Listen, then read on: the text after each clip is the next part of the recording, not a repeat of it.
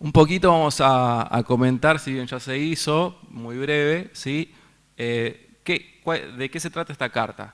¿Sí? Nosotros tenemos las cartas de Pablo a los filipenses, a los corintios. Son cartas que Pablo le escribe a una congregación, cristianos que vivían en una ciudad.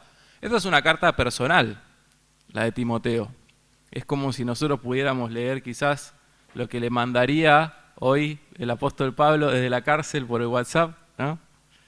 Le mandaría a Timoteo, pero nada más que nos quedó para bendición nuestra esos consejos.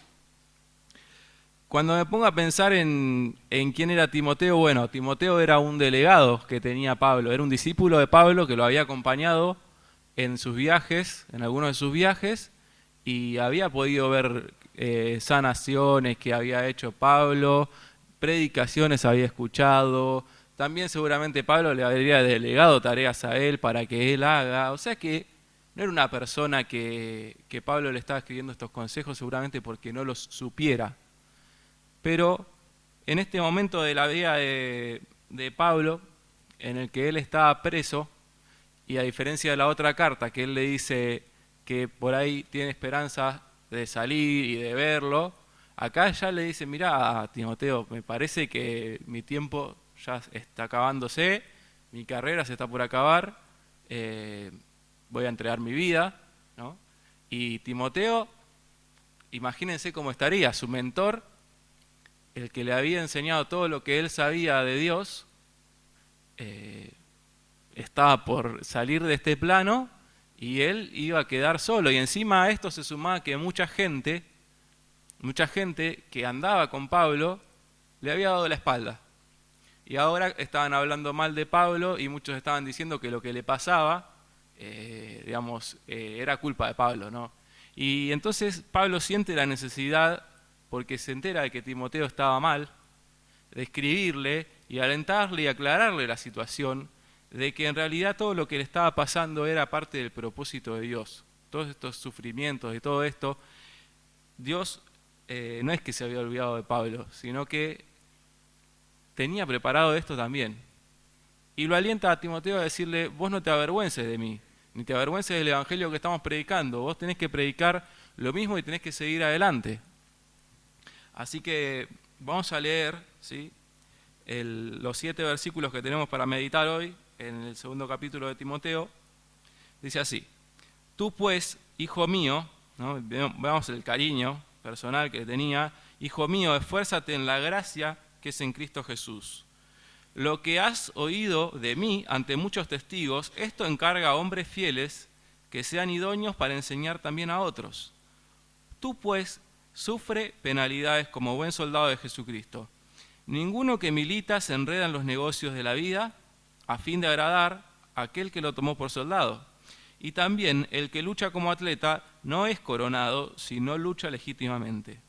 El labrador, para participar de los frutos, debe trabajar primero. Considera lo que digo y el Señor te dé entendimiento en todo. ¿Sí? Muy bien. Yo acá tengo acá mi guía, que la voy a tener acá a la vista. Y lo primero que el apóstol Pablo le quiere decir a Timoteo para alentarlo, le habla de la gracia. ¿Qué es la gracia? Pero hay definición de diccionario bíblico. La gracia es un regalo inmerecido de Dios, ¿sí? Así cortito. Viene de gratis. A lo que es gratis, te lo dan sin que vos pagues. Y lo que recibimos de parte de Dios como gracia es algo que nosotros no hicimos nada para merecerlo. Ahora, muchas cosas pueden ser gracia, ¿no? Por ejemplo, una persona que se casa con otra persona cristiana y entiende que Dios le dio esa gracia de ponerle una persona especial en su camino para que esté con él, para que lo acompañe, y eso es una gracia. Y también cuando vos tenés una necesidad económica y tenés un trabajo y te das cuenta que te cierra por todos lados porque es justo lo que vos necesitas, eso es una gracia. Pero acá no está hablando de ese tipo de gracia, sino de una capacidad especial que el Señor nos da cuando estamos pasando por dificultades y nos damos cuenta que nos quedan cortas nuestras fuerzas y necesitamos fuerzas de Dios. Lo que dice acá de la gracia que está hablando Pablo también menciona en 1 Corintios 15, versículo 9, dice, porque yo soy el más pequeño de los apóstoles. Así se veía él. Que no soy digno de ser llamado apóstol, porque perseguía la iglesia de Dios. El versículo 10 dice, pero por la gracia de Dios soy lo que soy, y su gracia no ha sido en vano para conmigo. Antes he trabajado más que todos ellos, pero no yo, sino la gracia de Dios conmigo. Entonces, ¿cómo se ve Pablo? Humanamente dice, yo soy el más pequeño. Mira todo lo que hice yo. Perseguí a los cristianos, los maté. Pero dice, pero Dios me dio su gracia, y su gracia no fue en vano para conmigo. Quiere decir, yo abracé la gracia que Dios me dio. Y dice, trabajé más que los otros apóstoles, pero no fui yo, porque no lo hice por mis capacidades, sino que fue la gracia de Dios conmigo. Entonces en el versículo 1 del capítulo 2 le dice, esfuérzate en la gracia que es en Cristo Jesús. Eso también se puede traducir, y quizás sería mejor traducirlo como fortalecete en la gracia que es en Cristo Jesús. Tomá la fuerza de ahí para poder atravesar lo que tenés que atravesar. Sigue el versículo, dice, el capítulo, dice, lo que has oído de mí ante muchos testigos, esto encarga a hombres fieles que sean idóneos para enseñar también a otros. ¿Y esto qué quiere decir? Bueno, Timoteo, si lo tuviera que decir en otras palabras, Pablo diría, Timoteo, yo estoy de paso. Mi tiempo se va a acabar. Tu tiempo también se va a acabar en algún momento. Lo que yo te enseñé, enseñáselo a otro, no te lo quedes vos. Enseñáselo a otro para que ellos, buscar algunos que sean también capaces de enseñar, a su vez, para que esto se desparrame, ¿no? Tenemos que hacer llegar esta enseñanza. Dice, tú pues sufre penalidades como buen soldado de Jesucristo. Yo pensaba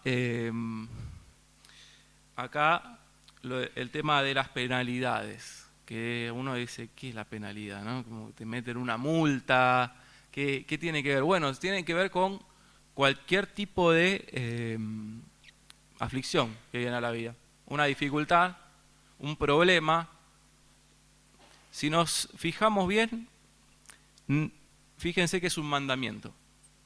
No dice, si viene un problema, si llegan a venir problemas, bueno, ponete fuerte, Timoteo. No, le dice, sufre, van a venir, van a venir. Es así, en la vida del cristiano, en el camino del cristiano, van a venir. Ya lo sabemos que es así. Todos los que quieran vivir piadosamente en Jesucristo padecerán persecución. Y también decía, ¿no? El apóstol Pedro, creo, alentándolos, es que es necesario que a través de muchas pruebas entremos en el reino de los cielos. Así que van a venir. Entonces le dice, Timoteo, mira, lo que me está pasando a mí no es un error. También te va a pasar a vos. Sufre penalidades. Lo está alentando porque seguramente Timoteo estaba, como te puede pasar a vos y a mí, desalentado. Estaba pasando un momento que decía, mirá lo que le está pasando a Pablo, él me enseñó, ahora quizá no lo voy a ver más. Y le dice, pará, Timoteo, esto no es que Dios se olvidó, esto es lo que tiene que pasar. Vos también, hacete de esta idea y sufrí junto conmigo. Y vamos a ver que Pablo, para enfocarnos, sí, para enfocarlo a Timoteo y para enfocarnos a nosotros, nos pone tres ejemplos de personas que luchan, que hacen un esfuerzo para conseguir algo. Y dice así,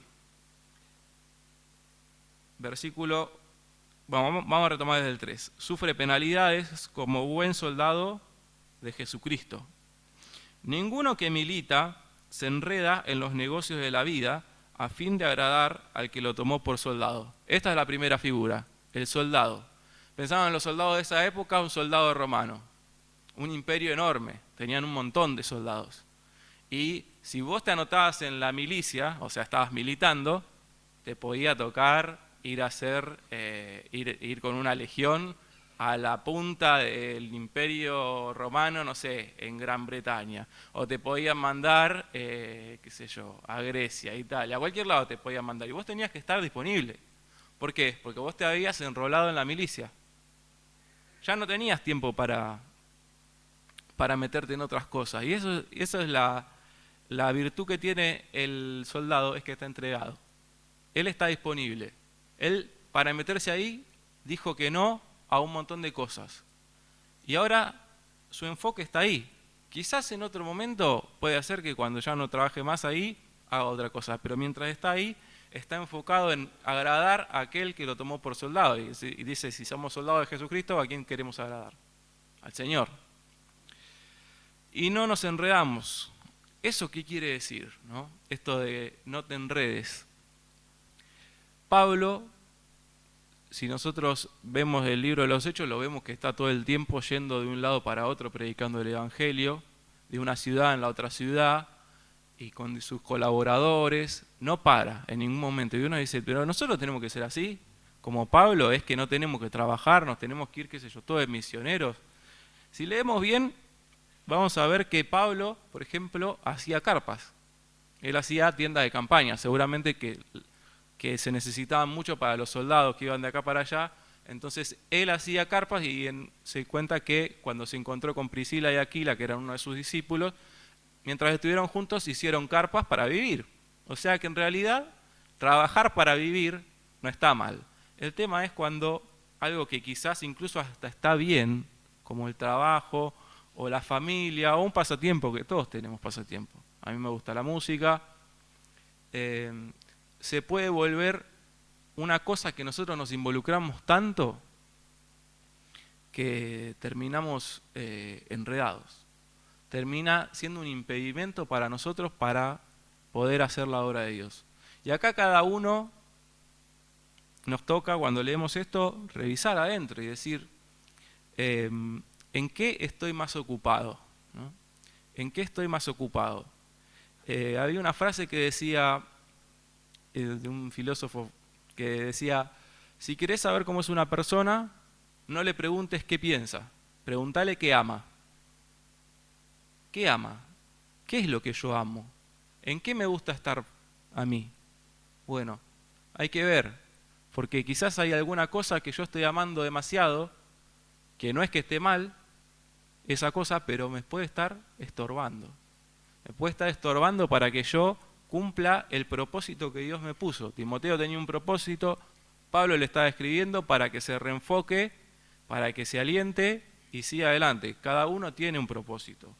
La segunda figura es la del atleta. Y dice, el que lucha como atleta, quizá podemos pensar en un gladiador, ¿no?, que se entrena, dice, no es coronado si no lucha legítimamente. Y acá tenemos otra virtud, que es alguien que se disciplina a sí mismo y que entrena para poder competir, pero no de cualquier manera, sino siguiendo las reglas, porque dice que si no lucha legítimamente, no recibe el premio. Y acá podemos pensar que a veces uno dice, bueno, lo que importa es la intención. Bueno, no siempre, ¿no? Porque a veces con las mejores intenciones, si somos descuidados, podemos hacer las cosas de una forma que no sigue las reglas que Dios nos pone. Y no vamos a ser coronados. Entonces, ahí también, puntito que Pablo quiere ponernos en mente y decir, mirá que tenés que hacerlo con entrega, tenés que hacerlo con abnegación y tenés que fijarte, tenés que conocer las reglas primero para poder seguirlas después. Tercera figura es la del labrador.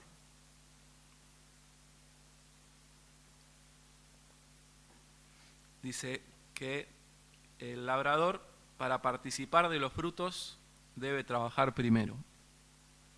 La verdad que de esta profesión, desde que me casé, aprendí un poco, porque obviamente al vivir acá toda la vida, muy cerca de las plantaciones de lo que sea, no había pasado nunca. Así que cuando nos hablan a veces de estas cosas, como cuando Jesús habla de, por ejemplo, de el sembrador que salió a sembrar, son cosas que a nosotros no nos suenan tan familiares. Sin embargo, para la gente de la época era lo más común que podías ver.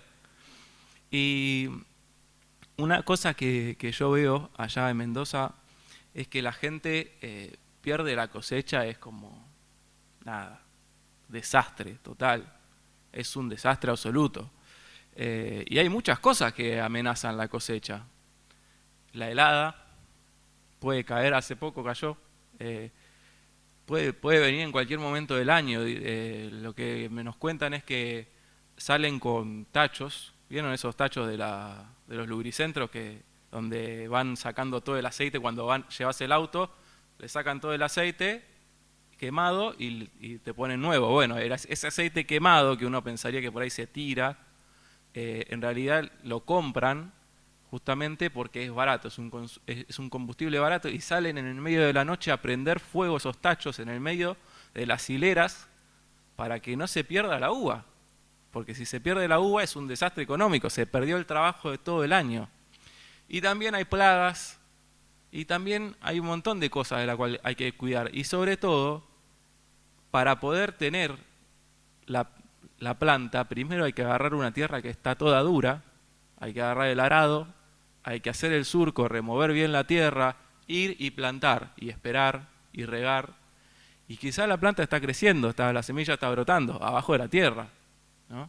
Y hay que esperar tiempo, y hay que cuidarla, y hay que trabajar, hasta que en algún momento sale el brote. Y cuando sale el brote también hay que cuidarle. Ahí los que plantan las viñas, los que tienen plata, agarran y le ponen la media sombra encima de los viñedos para que si cae el granizo, es complicado plantar uva. Si cae el granizo no rompa toda la planta. Así que desde que es una tierra sin nada hasta que se planta la semilla, hasta que brota y hasta que tenés una rama más o menos firme y hasta que tenés ahí el fruto medio verde, hay que estar cuidándolo todo el tiempo, hasta que lo podés cosechar.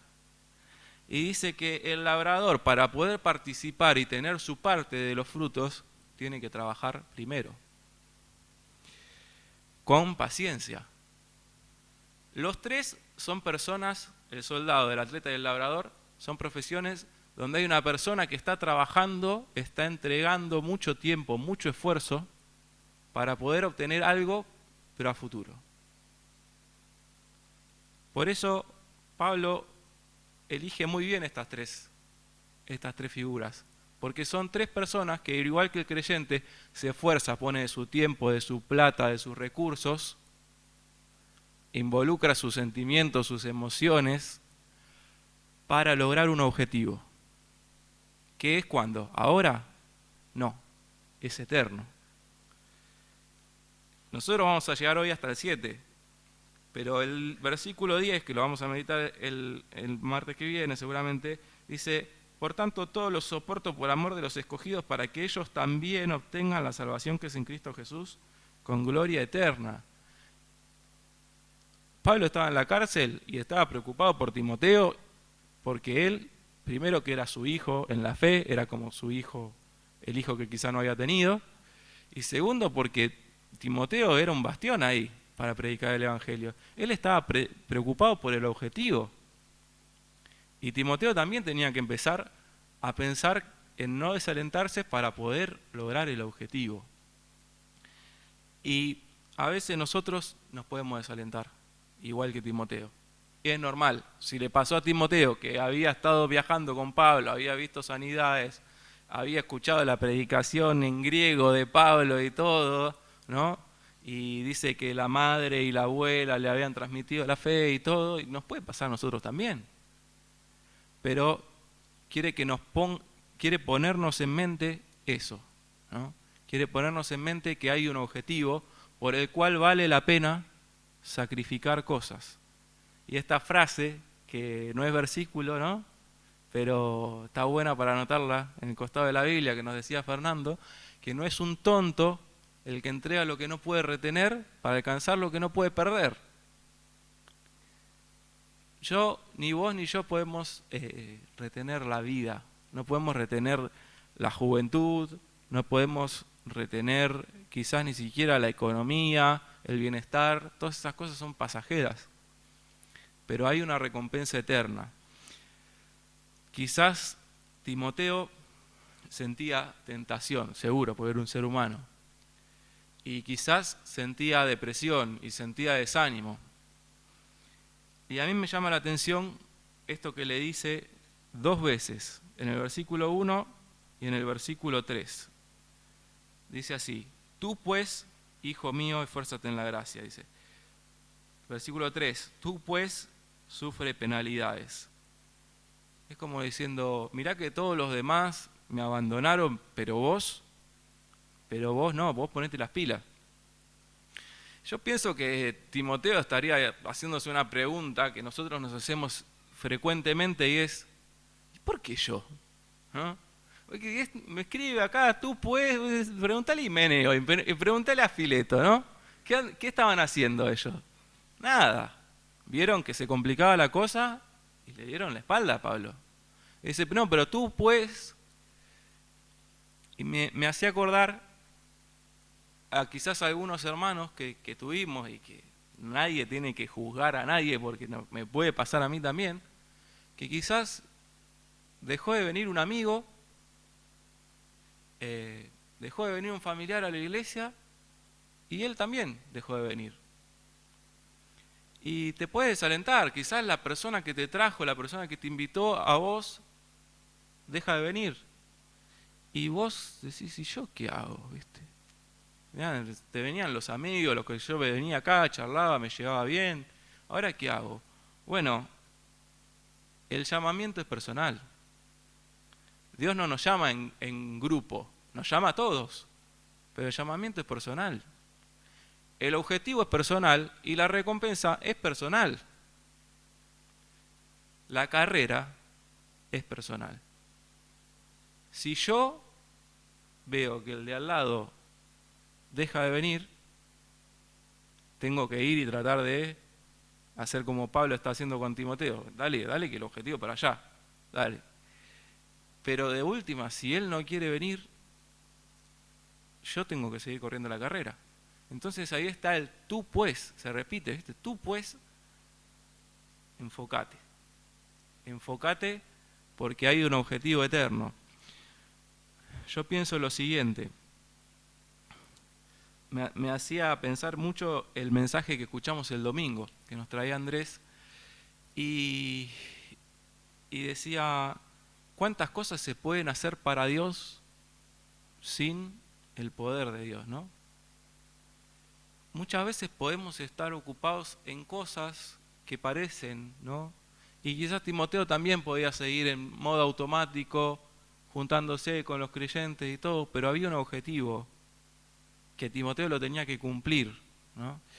Y es eso, no se trata de porque estamos acá, sino que porque tengamos el corazón en el objetivo, en la obra de Dios, en lo que Él nos puso por delante. Y el domingo escuchábamos, y yo me sentía confrontado, porque realmente todo lo que estoy diciendo siento que no tengo la autoridad en lo personal para decirlo, pero la palabra de Dios tiene la autoridad. Y decía, ¿hace cuánto que Dios no te habla y te dice una cosa que vos sentís que te la está diciendo para vos, que es personal, que sentís un llamado de Dios a hacer una cosa puntual? ¿Hace cuánto? Sin duda, el objetivo más importante es las almas de las personas. Vos tenés salvación, no es para que te la quedes vos, es para que vos también vayas y busques la salvación de otras personas. Pero también hay objetivos que son particulares. Y así veo a la gente, por ejemplo, que cuando nos juntamos a hacer un pan de vida, mientras alguien se está preparando para predicar, hay otro que está calentando facturas. Y hay otro que está preparando un mate cocido. Y la constancia, el seguir adelante, aunque los demás valoren o no valoren, porque el Señor valora y mira todo, la constancia es clave acá. Tenemos que seguir adelante. ¿Cuál es el objetivo que Dios te puso? Quizás el objetivo son 2 amigos que vos los invitaste y están viniendo. Y bueno, metele, ¿no? Metele con eso. No te desalientes, no dejes que el desánimo te tire para atrás en la carrera. Y si te tiró para atrás, el llamado sigue vigente. Vamos a mirar en el versículo 9, el versículo 8 del capítulo 1.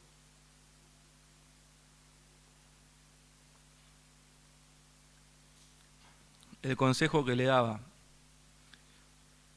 en capítulo 1, versículo 8 dice, por tanto no te avergüences de dar testimonio de nuestro Señor ni de mí, preso suyo, sino participa de las aflicciones por el Evangelio, según el poder de Dios, quien nos salvó y nos llamó con llamamiento santo.